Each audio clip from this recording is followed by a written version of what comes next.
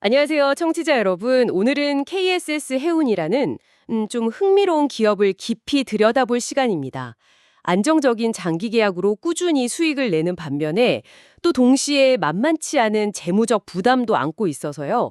말 그대로 두 얼굴을 가진 회사인데요. 특히 그 특수가스나 케미컬 운송 같은 해운업 분야에 관심 있으신 청취자라면 오늘 주목할 만한 내용이 많을 겁니다. 저희가 오늘 주로 살펴볼 자료는 KSS 해운에 대한 증권사 심층 분석 보고서하고 또 회사가 직접 공시한 2025년 반기 보고서입니다. 이 두 자료를 바탕으로 KSS 해운의 사업 핵심이 뭔지, 그리고 재무 상태의 강점과 약점은 또 어떤 건지, 또 가장 주목받는 부분이죠. 친환경 에너지 운송 사업으로의 전환, 이게 어떤 의미를 갖는지 그 핵심을 명확하게 짚어드릴게요. 복잡한 숫자랑 정보가 많지만 그 속에서 청취자께서 가장 중요한 맥락을 딱 잡으실 수 있도록 돕는 게 저희 역할이니까요. 자, 그럼 KSS 해운의 세계로 한번 같이 들어가 볼까요? 먼저 KSS 해운의 심장부라고 할 수 있는 핵심 사업부터 좀 보죠. 이건 뭐 단연 가스선 부문입니다. 2025년 상반기 매출의 약 86%를 차지한다고 하니까 뭐 거의 전부라고 해도 과언이 아니겠네요. 주로 LPG, 그러니까 액화석유 가스나 암모니아 같은 고부가가치 가스를 실어 나르고 있습니다. 그렇습니다. 바로 이 가스선 사업이 KSS 해운 안정성의 기둥이라고 할 수 있죠. 그 비결은 뭐니 뭐니 해도 글로벌 우량 화주들하고 맺는 장기 운송 계약이 있습니다. 청취자께서도 잘 아시겠지만 해운업이라는 게 시황 변동성이 정말 극심한 산업이잖아요. 근데 KSS 해운은 대부분의 선박을 짧게는 3년, 뭐 길게는 5년, 7년 이상의 장기 계약, 그러니까 소위 타임 차터 방식으로 운용을 해요. 그래서 이런 변동성 위험을 아주 효과적으로 회피하고 있는 거죠. 예를 들면 그 BGN이나 이원 같은 글로벌 에너지 기업들하고 장기간 운송 계약을 맺는 시기입니다. 최근 2025년 7월에 새로 들여온 프로덕트 운반선 세번호 같은 경우도 인수하자마자 바로 현대글로비스랑 7년짜리 장기 대선 계약을 체결했더라고요. 덕분에 시장 상황이 어떻게 변하든 간에 예측 가능한, 그것도 미국 달러 기반의 수익을 꾸준히 확보할 수 있는 그런 구조인 겁니다. 근데 여기서 정말 흥미로운 지점은요. 이 어떻게 보면 좀 지루해 보일 수 있는 장기 계약이 이게 단순한 수익 안정화 이상의 역할을 한다는 거예요. 아시다시피 선박 한 척 건조하거나 도입하려면 뭐 수천억 원, 정말 막대한 자금이 필요한데 금융기관 입장에서는 이 장기 계약이 미래 현금 흐름을 보장하는 확실한 담보가 돼주는 거죠. 즉, 안정적인 계약이 있으니까 거액의 선박 금융 조달이 가능해지고 또 그 조달된 자금으로 선박을 확보해서 다시 계약을 이행하는 이런 선순환 구조가 만들어지는 겁니다. 이건 뭐 단순히 돈만 많다고 해서 쉽게 따라할 수 있는 영역이 아니에요. 신규 경쟁사에게는 넘기 힘든 강력한 진입장벽, 그러니까 KSS 해운만의 경제적 해자, 모트라고 평가하는 이유가 바로 이겁니다. 아, 그렇군요. 가스선 외에 케미컬선하고 프로덕트선 사업도 있네요. 2025년 상반기 기준으로 보면 매출 비중이 각각 6.5%, 7.7%니까 뭐 가스선에 비하면 작긴 합니다만 그래도 사업 다각화 측면에서는 의미가 있어 보입니다. 특히 케미컬선 같은 경우 보고서를 보니까 예전에는 변동성 높은 단기 스팟 운항도 꽤 있었던 것 같은데 최근에는 이 선박들마저 전부 장기 대선 계약으로 전환해서 안정성을 더 높였다 이런 내용이 있더라고요. 네, 그게 중요한 변화죠. 케미컬 시황 변동에 따른 실적 영향을 이제 최소화하겠다 이런 의지로 보입니다. 더불어서 주목할 만한 게 선박 가동률인데요. 2025년 상반기 기준으로 가스선은 96.6%, 와, 프로덕트선은 무려 97.93%에 달하는 가동률을 기록했어요. 이게 뭘 의미하냐면 선박이 뭐 술이나 다른 이유로 그냥 서 있는 시간을 최소화하고 거의 항상 운항 중이란 뜻이거든요. 굉장히 효율적인 선대 운영 능력을 보여주는 지표라고 할 수 있죠. 또 꾸준히 최신 선박을 도입해서 선대를 현대화하려는 노력도 눈에 띕니다. 이건 뭐 강화되는 환경 규제에 대응하는 동시에 연비 효율성을 높여서 원가 경쟁력을 확보하는 데도 필수적인 부분이고요. 자, 그럼 이제 KSS 해운의 재무 상태를 좀 더 깊숙이 들여다볼 시간입니다. 최근 몇 년간 실적을 보면 외형 성장은 상당히 뚜렷해요. 연결 재무제표 기준으로 2023년에 4,726억 원이었던 매출액이 2024년에는 5,179억 원으로 증가했고 같은 기간 영업이익도 884억 원에서 1,041억 원으로 꽤 큰 폭으로 늘었거든요. 안정적인 사업 모델 덕분인 것 같은데 하지만 재무제표의 다른 한쪽을 보면 이야기가 좀 달라집니다. 부채 규모가 생각보다 상당하더라고요. 네, 바로 그 점이 KS 해운 분석의 핵심이면서 또 어떻게 보면 양날의 검입니다. 해운업, 특히 KS 해운처럼 대형 선박을 직접 소유하고 운영하는 회사의 전형적인 특징인데요. 자산 집약적 구조와 그에 따른 높은 재무 레버리지를 아주 극명하게 보여주죠. 2025년 6월 말 기준으로 총자산이 약 1조 7,300억 원 정도인데 그중에서 선박을 포함한 유형 자산이 1조 5,300억 원, 그러니까 거의 88.5%에 달합니다. 자산 대부분이 그냥 선박인 셈이죠. 반면에 부채는 약 1조 2,457억 원, 자본은 약 4,843억 원으로 계산해보면 부채 비율이 한 257% 수준입니다. 부채의 대부분은 당연히 선박 도입을 위해 빌린 장기 차입금이고요. 여기서 청취자께서 가장 유의 깊게 보셔야 할 리스크는요. 선박 금융 계약에 거의 반드시 포함되는 LTV, 즉 담보인정 비율 유지 조항입니다. 분석 보고서에서도 이 부분을 상당히 중요하게 다루고 있는데요.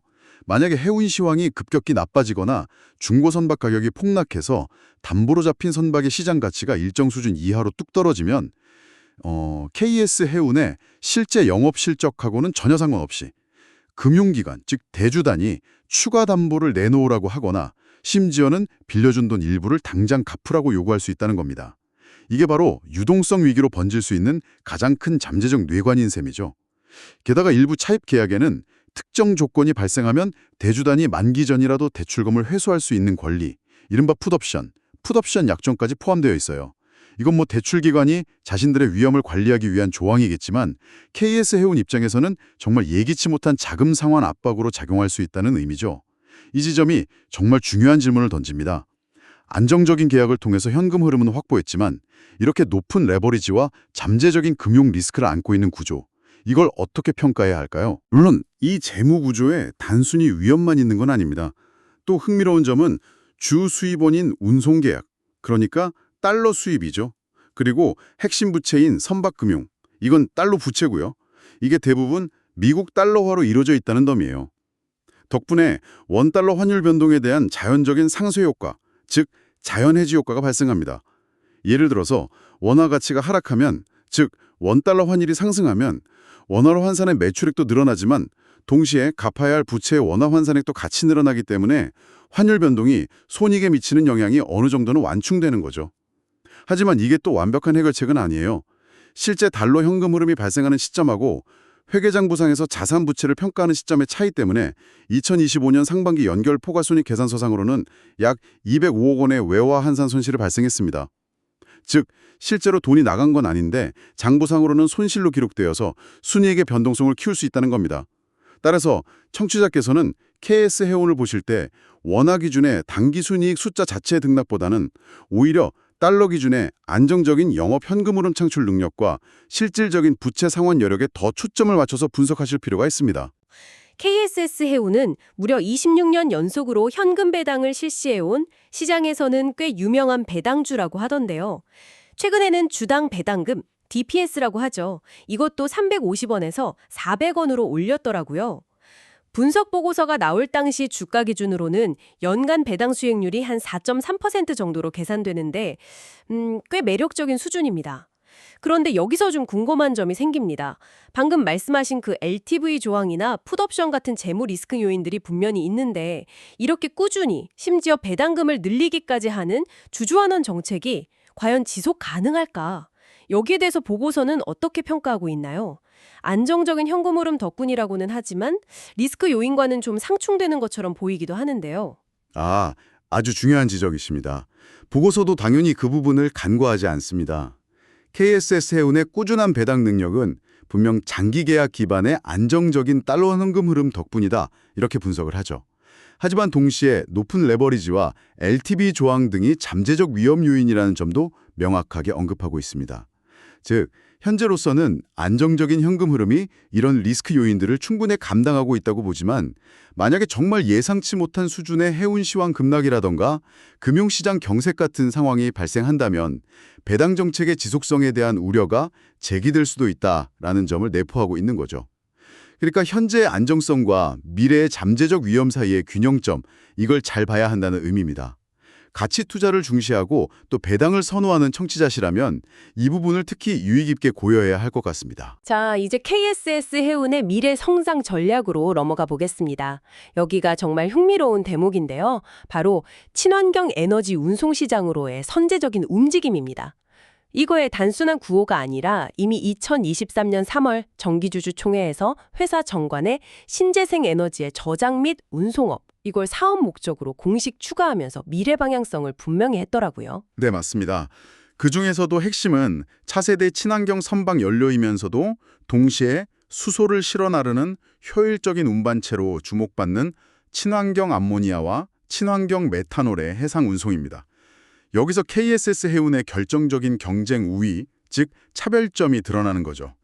KSS 해운은 이미 수십 년간 전통적인 방식의 암모니아와 메탄올을 안전하게 운송해온 풍부한 경험과 노하우, 관련 선박 운영 기술, 그리고 전문 인력을 모두 갖추고 있습니다. 반기 보고서와 분석 보고서 모두 이 점을 굉장히 강력하게 부각하는데요. 특히 암모니아의 경우 국내에서는 유일하게 해상 운송 실적을 보유한 선사라는 점, 이게 정말 중요합니다. 이게 왜 그렇게 중요하냐면 선점자 우위, First Mover Advantage를 강력하게 제공하기 때문입니다. 향후에 친환경 암모니아나 메탄올 시장이 본격적으로 열렸을 때 다른 경쟁사들은 막대한 초기 투자를 통해서 선박을 확보하고 또 운영 노하우를 쌓아야 하는 반면에 KSS 해운은 기존의 자산과 경험을 활용해서 상대적으로 훨씬 적은 투자와 리스크로 즉시 시장에 진입할 수 있다는 의미입니다. 뭐랄까, 다른 회사들이 이제 막 걸음마를 뗄 때 KSS 해운은 이미 달려나갈 준비가 되어 있다는 거죠. 회사 측에서는 관련 시장이 2026년에서 2030년 사이에 본격적으로 개화할 것으로 전망하고 있습니다. 이는 전 세계적인 탄소 중립 목표 달성 움직임과 맞물려서 KSS 해운에게는 매우 뚜렷한 중장기 성장 동력, 즉 성장 촉매제가 될 수 있는 겁니다. 그렇다면 현재 시장은 이런 KSS 세운의 잠재력을 제대로 평가하고 있을까요? 분석 보고서를 보면 시장은 여전히 KSS 해운을 그냥 단순히 경지에 민감한 전통 해운사로 취급해서 낮은 PBR, 그러니까 주가 순 자산 비율을 적용하고 있다고 지적합니다. 보고서 작성 시점 기준으로 PBR이 0.4배에서 0.5배 수준에 불과하다는 건데요. 하지만 만약에 KSS 해운이 미래 수소경제 시대의 핵심적인 운송 인프라를 담당하는 친환경 에너지 물류 기업으로 성공적으로 변모한다면 시장의 평가잣대 자체가 달라지면서 기업 가치가 근본적으로 재평가될 이른바 리레이팅 될 가능성이 있다는 분석이군요. 덧붙여서 빅데이터나 AI를 활용한 디지털 전환 전략도 준비는 하고 있지만 반기 보고서에 따르면 아직 구체적인 투자 집행보다는 좀 탐색하고 준비하는 단계에 머물러 있는 것으로 보입니다. 물론 미래가 장밋빛이기만 한 건 아니죠. 리스크 요인들도 명확히 인지해야 합니다. 중동 지역의 분쟁이라던가 미국과 중국 간의 무역 갈등 같은 지정학적 리스크, 혹은 예상치 못한 글로벌 경기 침체 가능성, 이런 것들은 해상 물동량 자체를 감소시켜서 KSS 해운의 실적에 직접적인 타격을 줄 수 있습니다. 2025년 반기 보고서의 시장 여건 분석에서도 이러한 외부 환경 변화의 불확실성을 언급하고 있고요. 그리고 앞서 여러 차례 강조했던 핵심적인 재무 리스크, 즉 안정성 대 레버리지의 역설은 여전히 유효합니다. 아무리 현금 흐름이 안정적이라 하더라도 높은 부채 비율과 그 LTV 유지 조항은 외부 충격, 예를 들어 급격한 금리 인상이나 신용 경색 상황에 취약할 수 있는 가장 큰 구조적 약점입니다. 또한 국제해사기구 IMO를 중심으로 점점 더 강화되는 선박 탄소 배출 규제 같은 국제 환경 규제들, 이런 것들은 추가적인 설비 투자나 고가의 친환경 연료 사용을 강제해서 비용 상승 압력으로 작용할 수 있죠. 다만 이 환경 규제 부분에 대해서는 KSS 해운이 비교적 선제적으로 ESG 경영을 도입하고 또 국내 평가기관으로부터 A등급을 받는 등 잘 대응하고 있다는 긍정적인 평가도 함께 존재합니다. 그럼에도 불구하고 분석 보고서는 현재 주가가 동종 해운 기업들과 비교해도 상당히 낮은 수준에서 거래되고 있다. 이렇게 평가하는군요. PBR 0.4배 수준이라면 순자산 가치에도 훨씬 못 미치는 가격인데요. 어쩌면 시장이 높은 부채라는 그 위험 요인에 지나치게 집중한 나머지 장기 개혁 기반의 안정적인 수익 모델과 특히 친환경 에너지 운송이라는 미래 성장 잠재력을 아직 충분히 가격에 반영하지 못하고 있다. 이런 시각인 것 같습니다. 네, 분석 보고서의 핵심 결론이 바로 그 지점입니다. 현재 주가가 과도한 부채 구조에 대한 우려를 선반영해서 기업의 본질 가치 대비 저평가되어 있을 가능성이 높다는 판단이죠.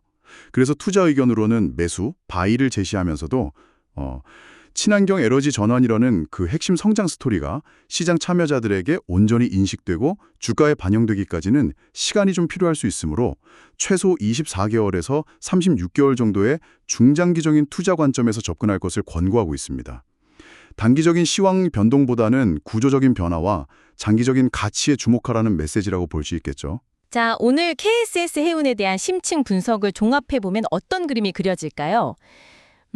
가스선 중심의 장기 계약이라는 매우 견고하고 안정적인 사업 기반 위에 서 있지만 동시에 선박 금융으로 인한 높은 재무 레버리지라는 아슬아슬한 줄타기를 하고 있는 모습입니다. 그리고 그 너머에는 친환경 에너지 운송이라는 정말 거대한 잠재력을 가진 새로운 항로가 펼쳐져 있고요. 마지막으로 청취자께 한 가지 질문을 던져보면서 마무리할까 합니다. 앞으로 글로벌 에너지 시장의 중심이 화석 연료에서 친환경 에너지로 이동하는 것은 이건 뭐 거스를 수 없는 대세일 겁니다. 그렇다면 KSS 해운이 보유한 그 암모니아나 메탄올 운송 경험과 인프라가 빛을 발하면서 시장이 이 회사를 더 이상 단순한 해운주가 아니라 미래 에너지 전환의 핵심 물류 파트너로 인식하고 그 가치를 제대로 평가해주는 시점, 과연 언제쯤 올까요? 그리고 그 과정에서 현재의 재무적 부담은 성장의 발목을 잡는 족쇄가 될까요? 아니면 충분히 관리 가능한 수준의 레버리지로 가게 될까요? 안정적인 현재와 잠재력 있는 미래, 그리고 그 사이에 놓인 명확한 리스크. 청취자께서는 이 복잡한 방정식의 균형점을 어떻게 판단하시겠습니까? KSS 해운의 흥미진진한 항해는 어쩌면 지금부터가 진짜 시작일지도 모르겠습니다. 시간에 또 유익하고 흥미로운 정보로 찾아뵙겠습니다.